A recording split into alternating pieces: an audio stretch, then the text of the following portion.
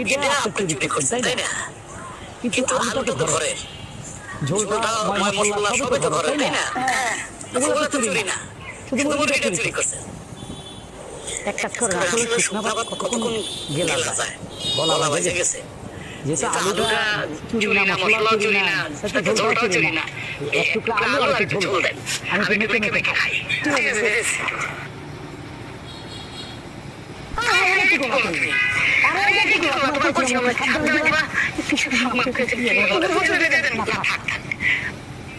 শুনেন, মামুনিটা দেখে নেই ঝোল আর আলু দেওয়ার সময় কড়াই এটা পড়ে গেছে, এটা খাওয়া যায়। চুরি দিয়ে কড়াই পড়লে গড়াই বলে খাওয়া যায়, অসুবিধা নাই। হ্যাঁ, লোক সামলাতে পারলে না, গড়ায় পড়লে খাওয়া যায় না। খাও খাও খাও খাও।